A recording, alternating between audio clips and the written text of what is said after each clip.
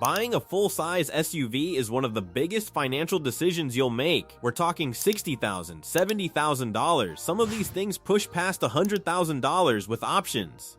And the question nobody answers honestly is, which ones are going to hold up and which ones are going to drain you in repair bills the moment that warranty runs out? Today, we settle it. We're ranking every major full-size SUV for 2026. From the ones that will disappoint you, to the ones that'll still be running strong at 200,000 miles. This isn't based on commercials. This is based on J.D. Power's 2026 Vehicle Dependability Study, Consumer Reports owner surveys, RepairPal data, and real owners who've put real miles on these trucks. Stay until the end, because the number one pick might actually surprise you.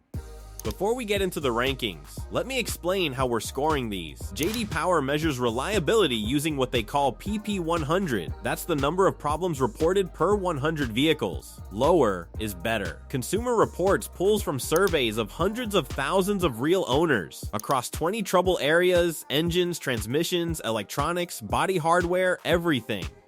And here's the big trend for 2026 that changes everything. Software and electronics are now the number one cause of reliability problems, not mechanical failures. That means a full-size SUV with a complicated infotainment system or a bad over-the-air update can destroy an otherwise solid reliability score. Keep that in mind. Let's start at the bottom, D tier. Avoid if reliability is a priority. Number 7, Nissan Armada. The Nissan Armada lands at the bottom of this list, and it's not even close. The Armada runs a 5.6-liter V8, an engine that's been around for over a decade. And while older engines can sometimes help reliability, the Armada struggles with electronics, vac issues, and transmission complaints year after year. Consumer Reports scores it poorly. Owner forums are filled with complaints, infotainment failures, premature brake wear. Here's the reality. It's the cheapest way into a full-size SUV, around $60,000. And you feel that compromise over time. If you're buying used, inspect carefully. If you're buying new, you have better options. Armada, D tier. C tier, below average. Number 6, Cadillac Escalade.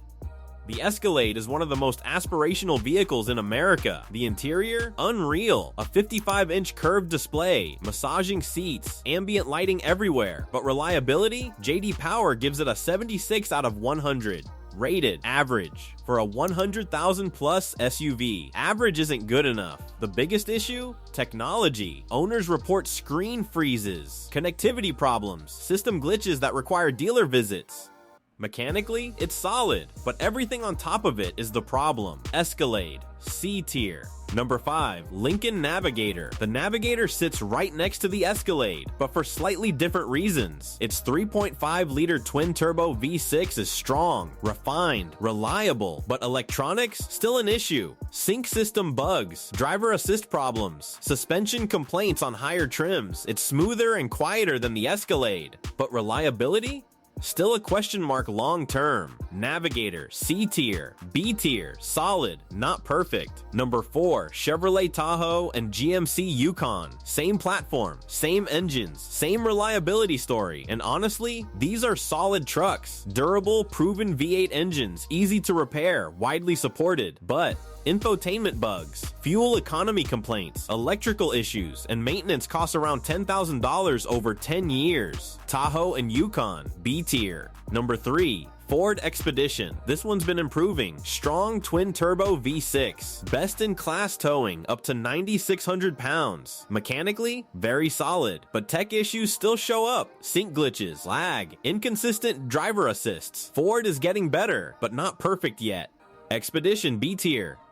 A tier, proven long-term. Number 2, Chevrolet Suburban. This name has existed since 1935. That's not marketing. That's decades of proven durability. Owners keep these for 200,000 plus miles. Same platform as Tahoe, but better long-term ownership patterns. Lower maintenance costs. Better reliability, consistency. Suburban, A tier. S tier, best in class. Number 1, Toyota Sequoia. If reliability matters most, this is the answer. answer. The Sequoia runs a twin-turbo hybrid V6, the only standard hybrid in this segment, and it works. Real-world data shows these hitting 250,000 miles, even 400,000 miles. Consumer Reports recommends it consistently. Toyota's systems? Simple, refined, reliable. It's not perfect. Tight third row, less cargo space. But reliability? Nothing else comes close. Sequoia, S tier. Full stop.